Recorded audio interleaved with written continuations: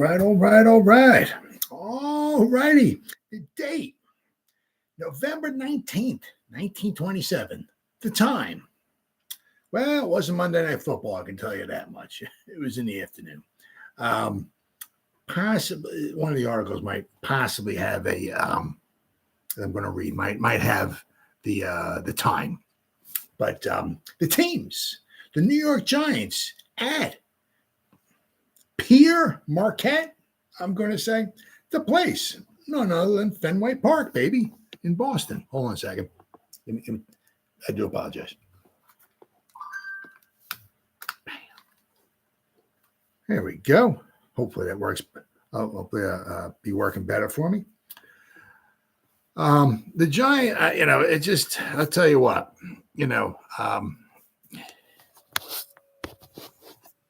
if what they were doing back then in the day, they did nowadays, it would be an uprising of epic, and I mean epic proportion. I mean, you think nowadays the media is just absolutely, I mean, the media, it's unbelievable.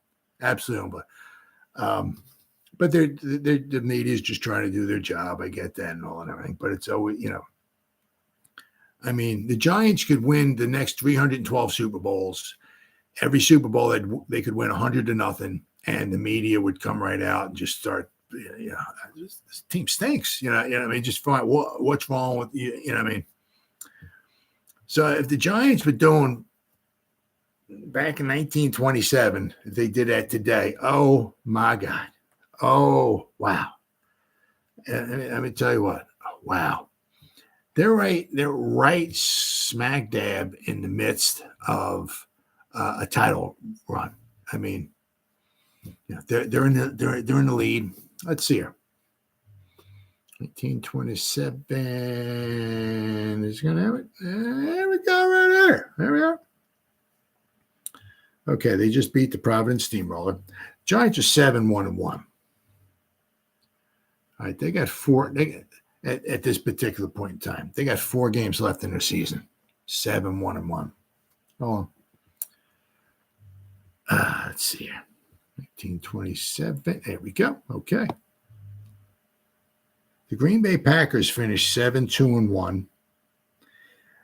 Now, to be honest, it is what it is. Sometimes it's beneficial. I mean, because back then the teams didn't play. It wasn't like now everybody's playing 17 games. Everybody has one bye week. It wasn't like that back then. You had to make your own schedule. Some teams played less games. Some teams played more games. At times, it can be beneficial to play less games because less games. If you're a good team, maybe you get one. Obviously, going to be a rocket scientist. You got less losses. You play more games, it's more chances of getting a loss. But the teams all the Green Bay Packers they finished 7-2-1. Yeah. So the Green Bay Packers only played 10 games. The Giants played 13 games. But the Giants played 13 games in 1927. Obviously, a little more of a chance to have an extra loss or so because you're playing more games than the Packers. The Packers finished 7-2-1. The Giants finished 11-2-1. Now, if the Giants struggled, they stumbled in one of these last 4 regular season games. We're going to go over their schedule here and just show you how freaking ridiculous what they're doing. I mean, but if they stumbled and they lost one of their final 4 games, they still would have wound up 10-2-1. They would have had a better winning percentage than the Packers. The Packers were 7-2-1. Giants would be 10-2-1. So the Giants would still have a better winning percentage. Therefore, the Giants still would have won the championship.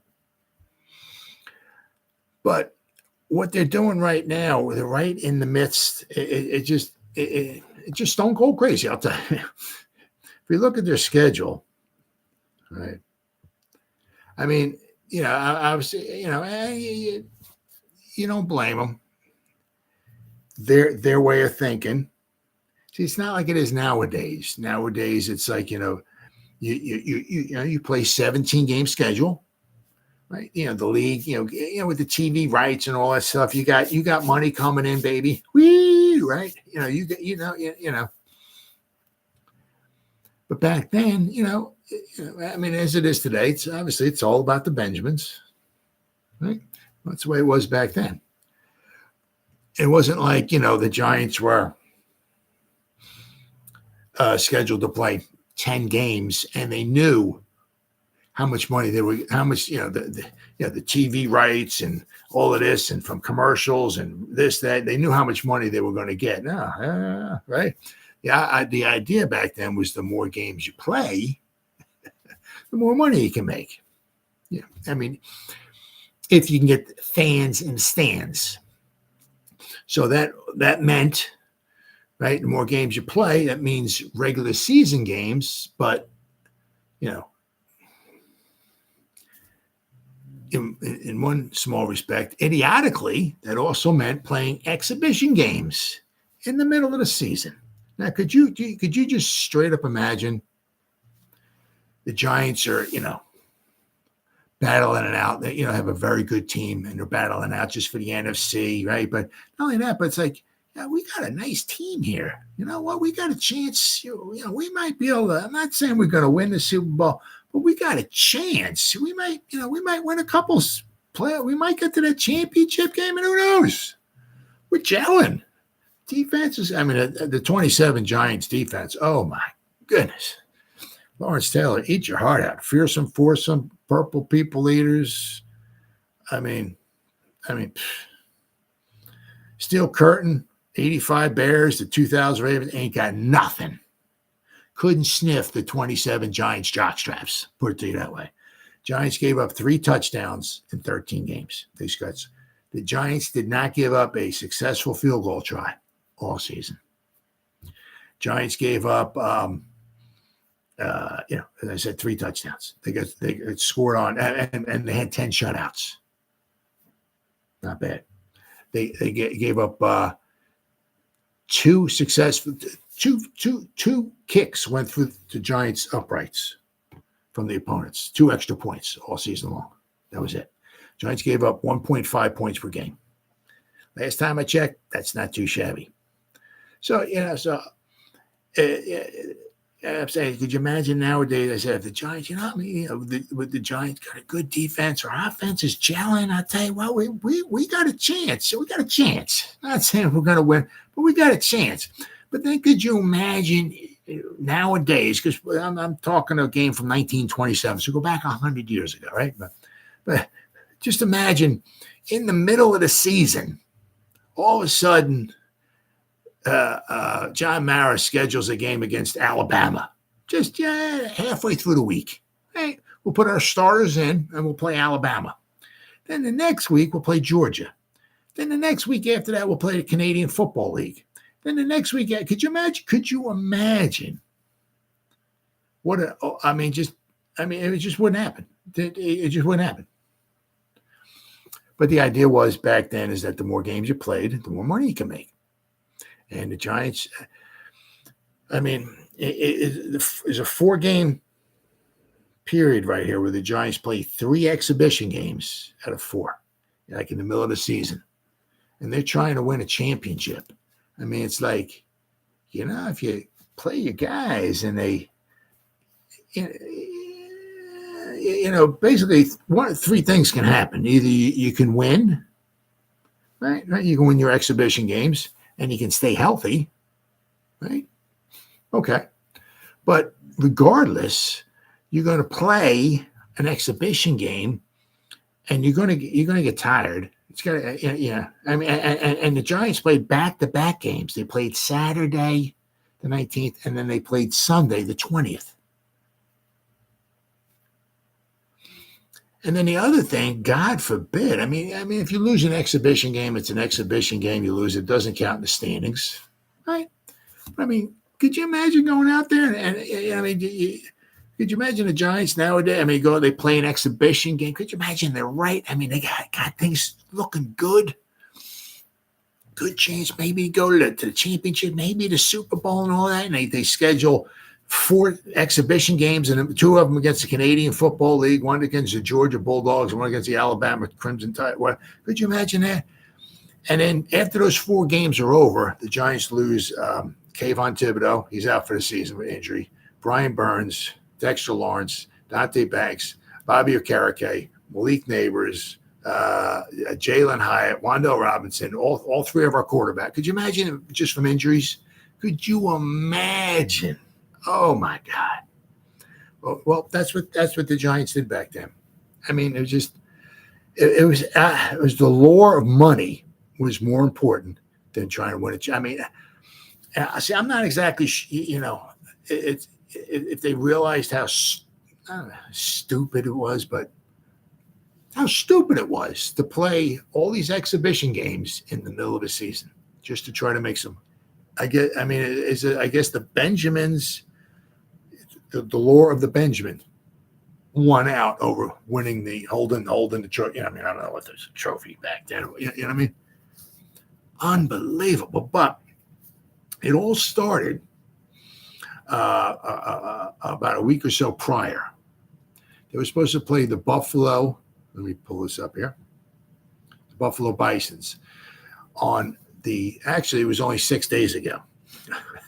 I mean, this goes to show you how many games they were playing back then in just a short period of time. But on the 13th, which was the previous Sunday, this is a Saturday. Okay. They're playing Fenway Park in Boston. The next day, they're coming back. They're playing the Chicago Cardinals at the Polo Grounds. But the Sunday prior, they were supposed to play the Buffalo Bisons on a Sunday. So for the most part, they were supposed to play a NFL team, but Buffalo stunk so bad they withdrew from the league. I mean, stuff like that happened back then. It does not happen nowadays. I mean, the Detroit Lions just don't, because they start off 0-6, they don't withdraw from the league. They finish their season. I mean, that's not happening. But stuff like that happened back then.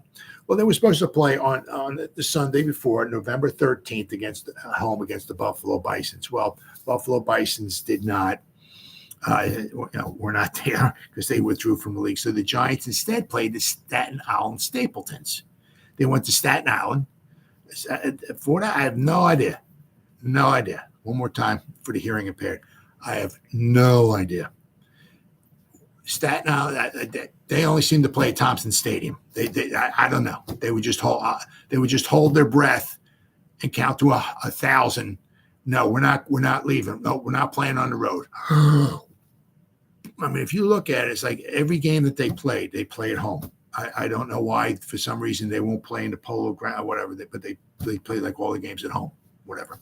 So the Giants played in Thompson Stadium, and they played the Staten Island Stapletons that day on that Sunday. So they were supposed to play an NFL team, but instead they played an exhibition game.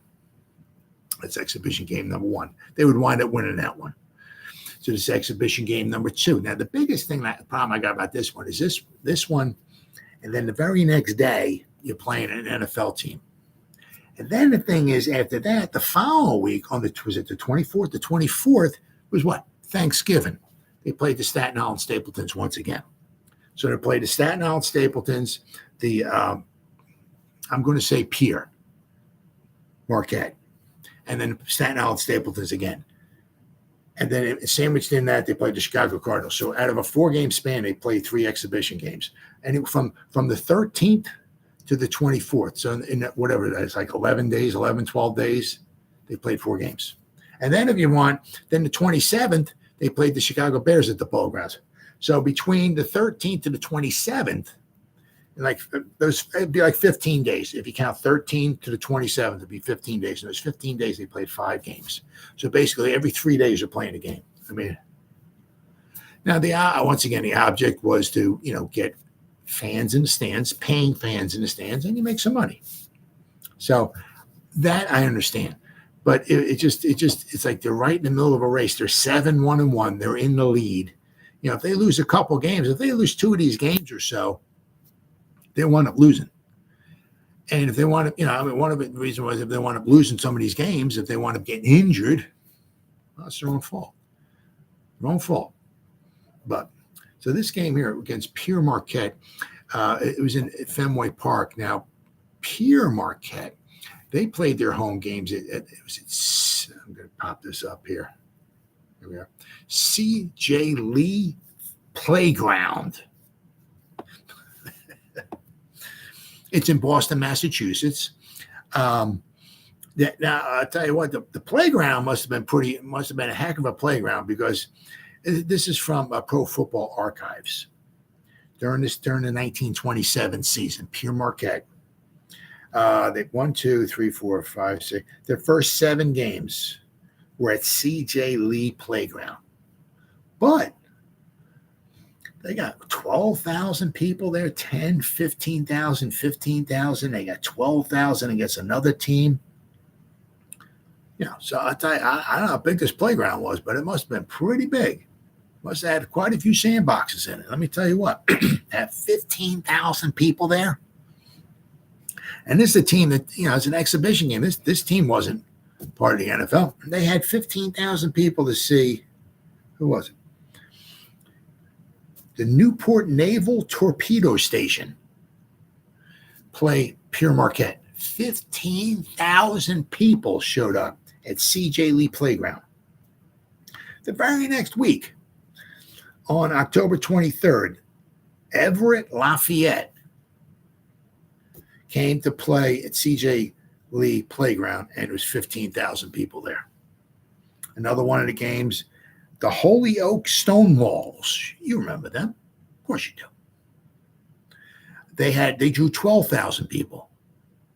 So I tell you, at this playground, I don't know. I said, once again, I don't know, but I guess maybe the playground, maybe at the 15,000 might have been at its maximum for Pere Marquette. So the Giants, well, and also if you look here,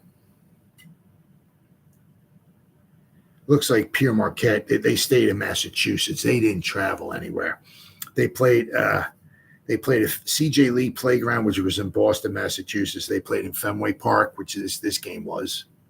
They played at Leo Buckley Stadium, which was in Peabody, Massachusetts, which I'm going to go, I'll read an article. I'll read over an article. I have more to talk about here. Then they have Fenway Park, okay, which was in Boston, Massachusetts. Then they have Braves Field, which apparently is in Boston, Massachusetts as well, too. They played the University of Peabody 2 times. Right. So the thinking was, I guess, here is maybe at the C.J. Lee Playground, maybe 15,000 is the most that they can have there. So, obviously, if you want to, obviously get more fans in the stands, you get a bigger stadium. So they went to Fenway Park. Now, back Fenway Park nowadays with them, they've added some seats to it and all and everything like that. And by the way, if you're a fan of sports or whatever, put that on your bucket list. Fantastic. Anyway, so they decided to play this game at Fenway Park, meaning there was more, chance. Now, I don't know. It doesn't say here how many people showed up. And in the article that I'm going to read, unfortunately, there's only one article I could find talks about this, but it didn't say how many people showed up. But quite possibly maybe a decent amount, because, the New York Giants, who are actually in the top, who leading the National Football League and all that. So, and there's an article I'm going to read which talk about a paper the paper has talking about Pere Marquette and the Giants, are going to be playing and all that. So I'll read that in a few minutes here. But so I'm thinking is that Pere Marquette, they seem to draw pretty good playing the New York Giants. So let's go to Fenway Park, right, where there's more, get possibility of getting some more fans in there. The one problem is that not so much with Pere Marquette, but the Redskins found out was that especially in Fenway Park, it was the Boston Braves. They were the Boston Braves in 1932, 1933, 34, 35, and 36. They were the Boston Redskins. 1937, they went to the They became the Washington Redskins. The reason why they became the Washington Redskins was because the Boston Redskins couldn't draw. They were not. Preston Marshall was, they just couldn't get people. And the 1936 NFL championship game was the only championship game in history where, because of not being able to draw, the home team gave up home field rights, home field advantage. Now, they gave up home field advantage. The Boston Redskins gave up home field advantage, but they kept it in the, I guess, the East. They played at the Polo Grounds. So that, New York, right, is still in the same division with the Redskins, right? So they didn't, it's not like they in 1936, the championship game was between the Boston Redskins and the Green Bay Packers. Green Bay Packers were the best team in the league that year. Green Bay Packers would wind up going on to win. But it's not like they gave up home field advantage to Green Bay. They let Green Bay have the home field advantage. No. But because they had a hard time drawing in Fenway, or just in Boston, period, he gave up home field, advantage, and he moved the game to the Polo Grounds. And that wasn't a ton of people that showed up at the Polo Grounds, but there was a nice amount. But it was probably more showed up at the Polo Grounds than would have showed up at Fenway Park. But that's why after 1936, they moved south. Go south, young man. And they became the Washington Redskins in 1937. But, I mean, that's what their thinking was, is that let's put this in a bigger venue, right, where we can get more seats, get more people in the stands and all that and everything. So Pere Marquette was a decent team. They were a decent independent team. Now, 1927, I'll go over, their first game, they beat the Brockton OCO Club, OKO, 19-0. Then the next week they beat the Plymouth, I guess AA, Athletic Association, I'm going to say. They beat them 52-0. Then they beat the Newport Naval Torpedo Station, which I talked about. They won 40-0. They beat the Holyoke Stonewalls 38-0. Then they beat the Quincy Town team, just a team from Quincy Town, 76-0. They beat the Boston Fittins 6-0. They only lost 2 games. They lost to the Giants and they lost to the University Peabody, which I'm going to go over here in a couple minutes. There's an article. So I mean, they were a reasonably good team. Independent team, but they were a reasonably good team. But as I said, the Giants, they started the season off. The Giants, they played the Orange Athletic Club, the Golden Tornadoes, or the Tornadoes. But then they started playing a bunch of league games. They played Providence, they played Cleveland, they played Pottsville, Cleveland, Frankfurt, Pottsville, Duluth, Providence, Buffalo. They were supposed to play Buffalo. Then they said, then out of a 4-game stretch, they played 3 exhibition games right in the middle of the season, and they're very, very lucky that nothing bad happened. I mean, they beat the Pere Marquette team, and then the following day they went to the Polo Grounds and they beat up on the Chicago Cardinals. That'll be the next video I do in this series here. They beat, they were just beating everybody. I mean, they just couldn't. This year they were just unbelievable. They were just unbelievable this year. But I got some stuff here to go over. I can find it, of course. Is this it? There we go. All right. No, that's not. All right. Let's see here. I think I read this. Got some stuff here. I'm just trying to read over. Okay, I got that. I read that already. I read that. Okay. I got a... Okay, now there's some games that were played at Fenway Park. 1927 non-baseball events at Fenway Park. Let's see. I mean, there were just a bunch of oddball teams here. I mean, like Dorchester High played Mechanic Arts. Boston English played Boston Trade. East Boston played High School of Commerce. I mean, just a bunch of Hyde Park High played Charlestown High. And this is all in Fenway Park, 1927. Brighton High played East Boston High. But one of the games, I mean, basically, was Oh, actually, Pere Marquette played. Actually, looks like they played 2 games in there. But the one game here was on November 19th. The New York Giants played Pere Marquette in football. So there were a bunch of games that got played at Fenway Park during that particular season. So sit here.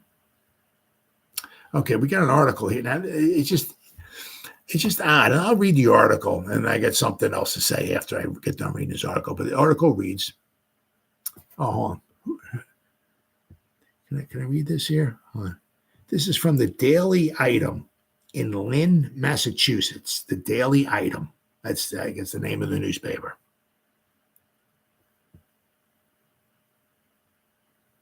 Pop it back up again here. All right. Okay. The Giants are favored to defeat Pere Marquette team. Many local football fans will attend the Pere Marquette New York Giants professional game, which will be staged at Fenway Park in Boston this afternoon. In the Giants, the Peers will battle their strongest opponent of the season, a team in whose ranks are some of the foremost performers, college stars of the past few years, who have been selected from all points in the country. The Peers, too, have a remarkable machine, which has been molded under the guidance of Tom Whelan, coach of the English High School 11, and stars of Boston College, Holy Cross, New Hampshire State, and other New England colleges are to be found in the squad. Giants have been made very heavy favorites to win, and they did, and the Peers to keep their game record sheet clean, because up to this point, they have not lost yet during the season.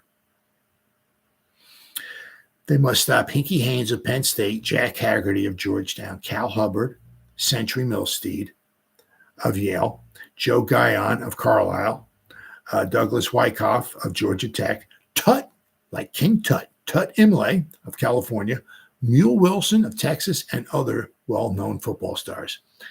Now, the interesting thing about this is after I got done reading this article here from the Daily Item in Lynn, Massachusetts.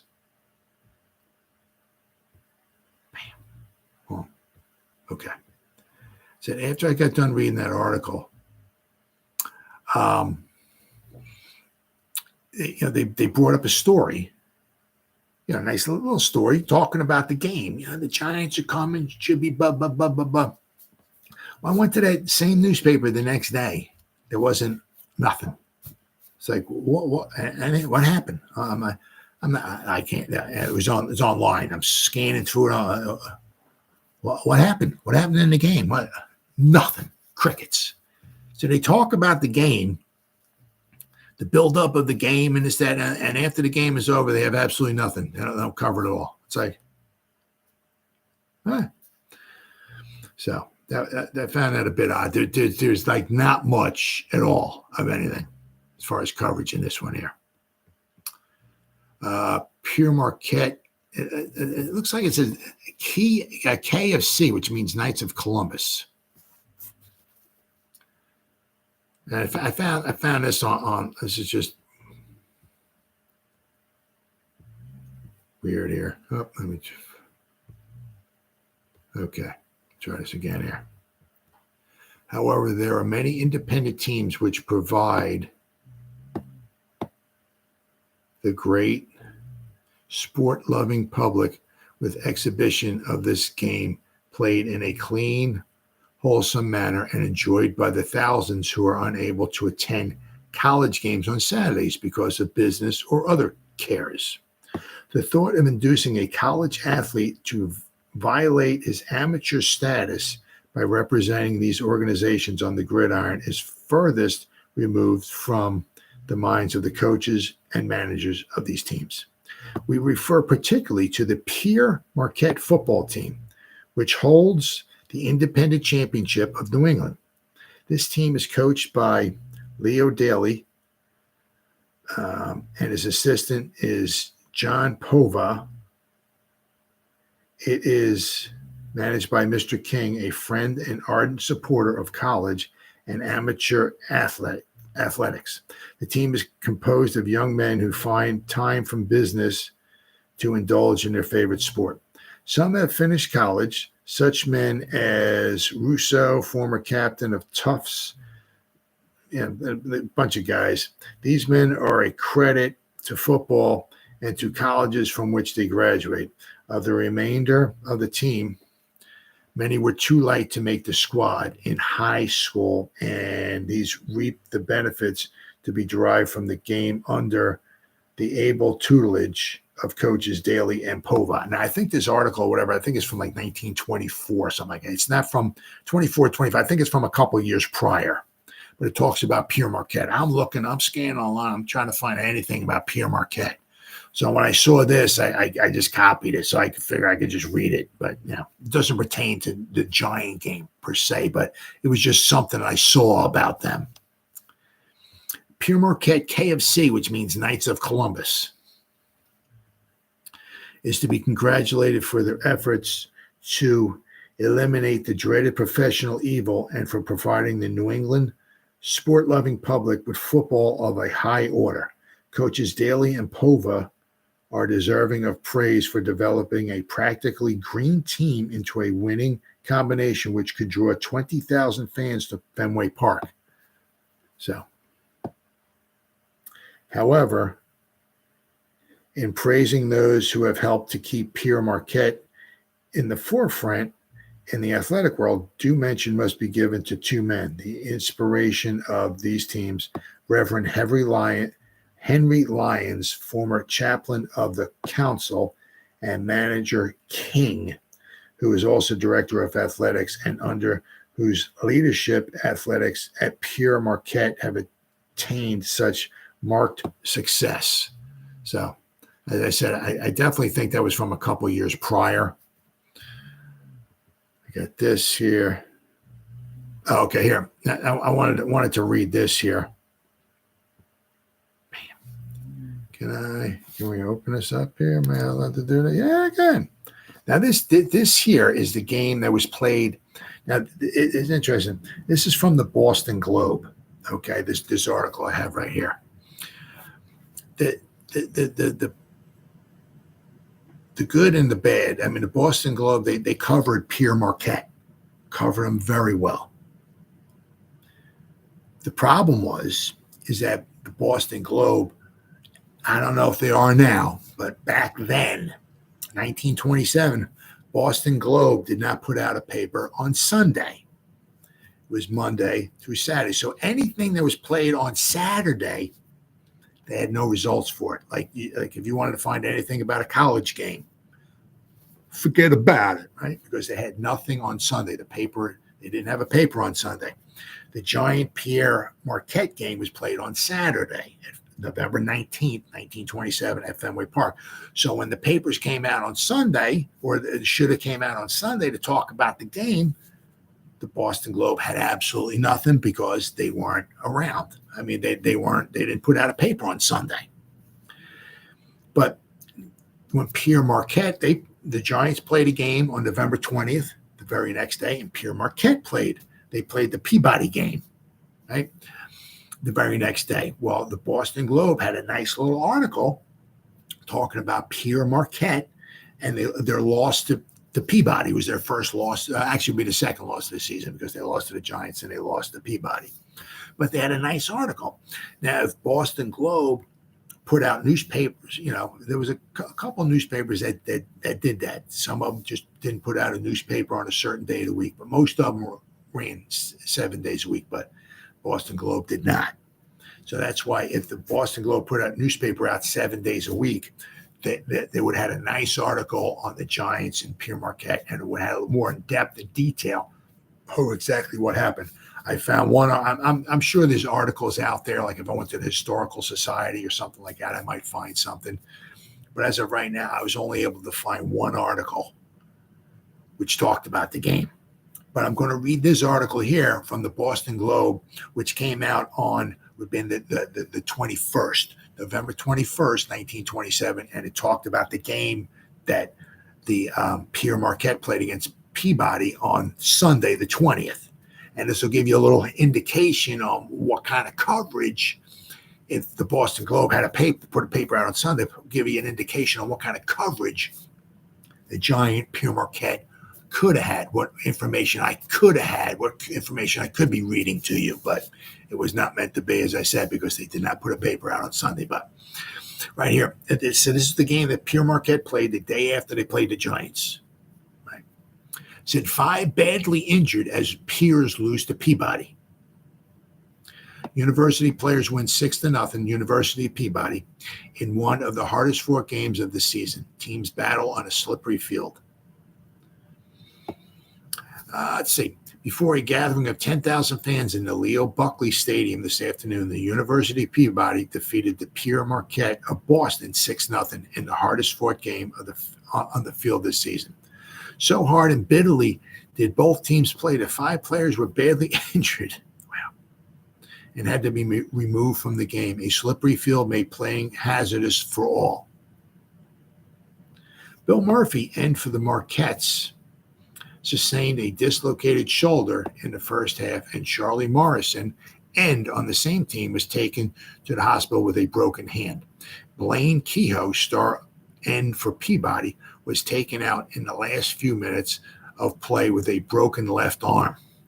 Oscar Johnson, who was a back on the local team, sustained a broken nose, and Eddie Phelan, also a Peabody back, sustained a bad hip injury.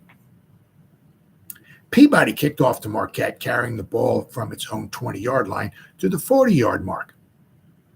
Both teams resorted to a punting game in which Peabody was the gainer.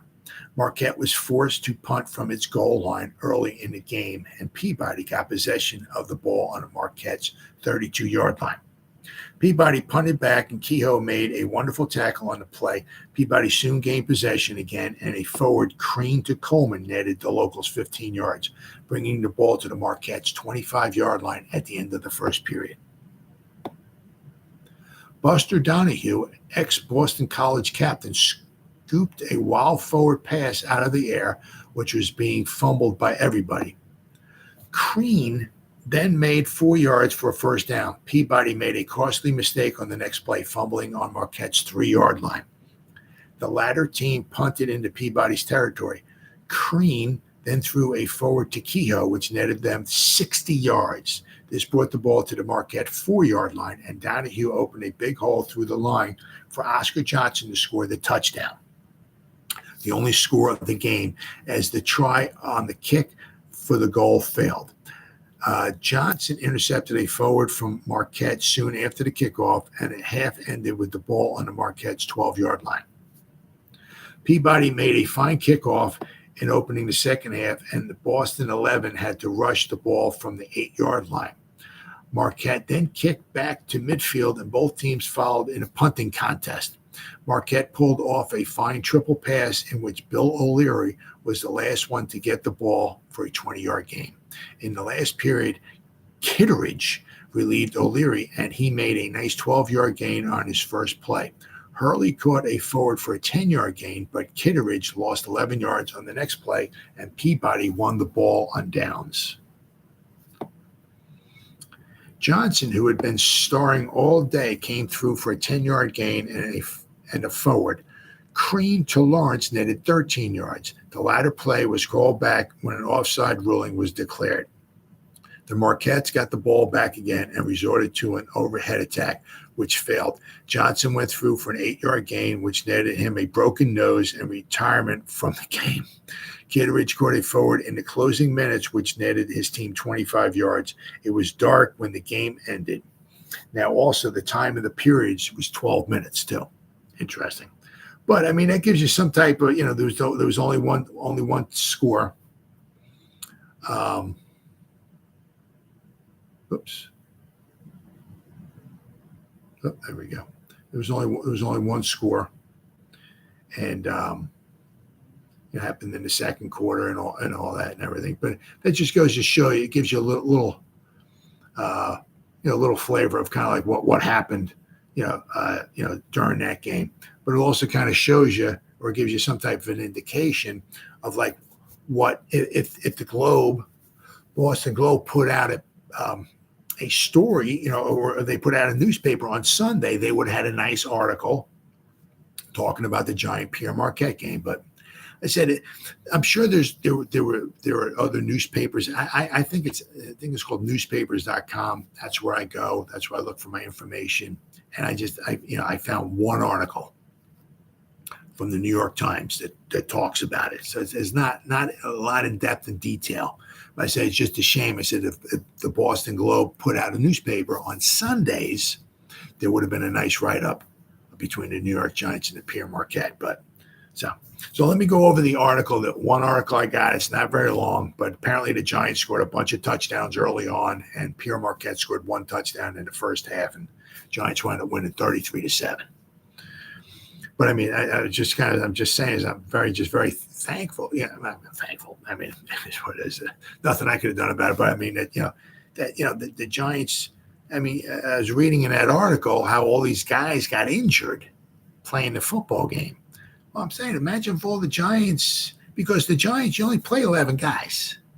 That's offense and defense. There's no two units. There's no we got our punting unit, 11 new guys. No, it's the same guys, same 11 guys. You stay on the field for everything.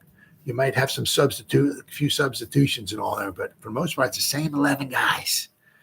So your stars are on the field. So if you can imagine start losing 2 or 3 of your stars, and then you go back to play some NFL games, and you try to win the NFL games, and you try to keep your number one, you're 7-1-1.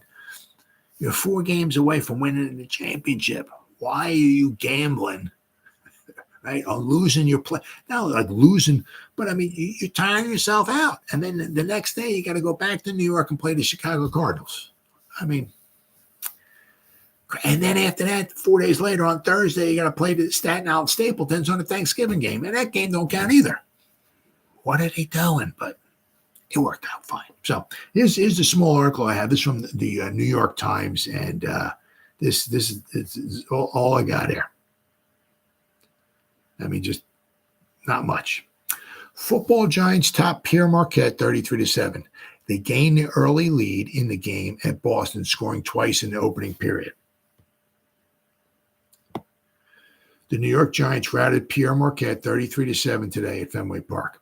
The Giants scored 2 touchdowns for 13 points in the first period before Pere Marquette made a tackle. So I'm not exactly sure what the heck happened. No, don't know. Another touchdown was made 3 plays after the second quarter opened, and a fourth a few minutes later with 2 well-masked sweeps. So apparently the Giants, let's see, 1, 2, 3, 4. Okay. So the Giants scored 5 touchdowns. So obviously, let's see. Phil White for the Giants, Jack McBride and Hinkie Haynes kicked points after. So Giants scored 5 touchdowns. They missed 2 extra points. They kicked 3. So that's where they get their 33 points at. Pere Marquette scored a touchdown, and their extra point was successful. So it says, so after the Giants scored 2 touchdowns in the first period, another touchdown was made 3 plays after the second quarter opened. So like 16 minutes into the game, the Giants had put 3 touchdowns up. And after the second quarter, and the fourth a few minutes later with 2 well-masked sweeps. So apparently, I guess somewhere along the line, like, let's see, how long were the periods? Were they 15 minutes? 15 minutes long. There was a lot of substitutes here. So apparently about 20 minutes into the game, the Giants scored 4 touchdowns already. So they were just on a roll. Waking up in the final minute of the second quarter, Pere Marquette started on its own 45-yard line, and 3 completed passes with Kitteridge throwing first to Morrison and twice to Wentworth brought a touchdown.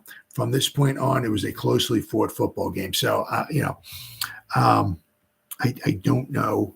It doesn't say here. It says the Giants scored 2 touchdowns in the first, 2 touchdowns in the second. With about a minute or so to go, Pere Marquette scored their touchdown on three passes. And so it was at least, the Giants had at least 4 touchdowns to 1 at halftime. Now, when the Giants scored their 5th touchdown, I don't know. I have no idea. I can tell you that, let's see here. Who scored the touchdowns here for the Giants? Jack McBride, Corrigan, Hinkie Haynes scored 2, and King Tut Imlay scored 1, and Wentworth scored the other one for Pere Marquette. So the Giants scored 5 touchdowns. Pere Marquette scored 1. Points after touchdowns. White, McBride, and Hinkie Haynes kicked extra points for the Giants. And Wentworth caught the touchdown pass, and he kicked the extra point too. So I said, so when the Giants scored their 5th touchdown, I don't know. It's a very short article, very short. Says it's such a shame. I'm sure there are articles out there. It's just that I would have to probably maybe go to like some type of a historical society or something like that. Maybe someday I will, and I'll get maybe more information on this game, because nothing piques my interest more, than having even a game, an exhibition game like this, and only having a little bit of information. There's got to be more information out there than just this. So maybe someday, if I ever do, I'll do it. I will certainly do another video. But the starting lineups for the Giants were: Corrigan was the left end, Steve Owen, their future head coach, was the left tackle, Garvey was the left guard, Murtaugh was the center, Nesser was the right guard, Stallman was the right tackle, Kendrick was the right end, Haggerty was the quarterback, Mule Wilson was the left halfback, Wyckoff was the right halfback, and Jack McBride was the fullback. For Pere Marquette, Morrison was the left end, Orenberger, I'm going to say, was the left tackle, O'Brien was the left guard, Coleman, C-A-L-N-A-N, Coleman maybe, was the center. Patton was the right guard. Norton was the right tackle. I guess Murphy was the right end. McNevin was the quarterback. O'Leary was the left halfback. Wallace was the right halfback, and O'Connor was the fullback. Now, substitutions. Biggs went in for Murtaugh. Joe Guyon, who's a Hall of Famer, went in for Corrigan. Paul Jappy went in for Nesser. Corrigan went in for Kendrick. Haynes went in for Haggerty. Tut Imlay went in for Haynes. White went in for Wyckoff. And for Pere Marquette, Connors went in for Murphy. Tyler for Norton. O'Brien for Patton. Kobolinski for Coleman. C-A-L-N-A-N, Coleman. O'Brien went in for L. O'Brien. Mahagan went in for Orenberger. McMahon for Morrison. O'Leary went in for McNevin. Wentworth for Wallace. Kitteridge for O'Leary, and Hurley for O'Connor. So there was a lot of substitutes in this game, but that happens quite a bit. As I said, the time of the period was 15 minutes, but a lot of times that winds up happening.